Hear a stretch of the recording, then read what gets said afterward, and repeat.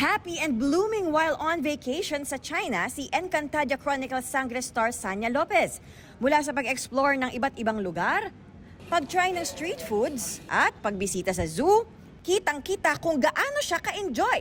Nang tanungin kung sino ang kasama niya, kilig niyang pag-amin. Kasama. Yung special someone. Yes, syempre yun. Siya. Kasi businessman naman siya. Bukod sa travel and leisure, may iba pa raw sadya si Sanya sa China.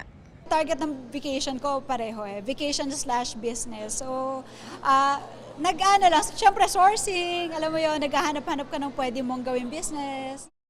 Laban. Sa ngayon, abala si Sanya na isa sa stars ng pelikulang Midnight Girls. Kasama niya ang kanyang co-stars kagabi sa media launch at press screening.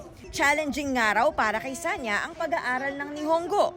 Nag-immerse din daw sila sa Filipino entertainers para mas maintindihan ang labang hinaharap nila sa buhay.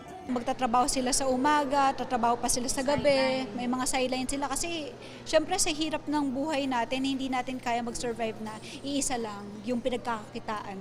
Lalahok ang Midnight Girls sa Far East Film Festival sa Italy ngayong Abril. Para naman sa Encantadia Chronicles Sangre, shinare ni Sanya na natapos na ang taping niya for her role as Danaya sa serye. For 3 years, akong nagtitaping sa Sangre. Napamahal na rin talaga sa akin, lalo yung Sangre. Nakakalungkot man natapos na rin yung taping namin, pero yung naibigay naming inspirasyon sa bawat mga manonood nito, sa mga nag-aabang pa rin na sana daw magkaroon pa ng panibagong season, malalaman natin yan.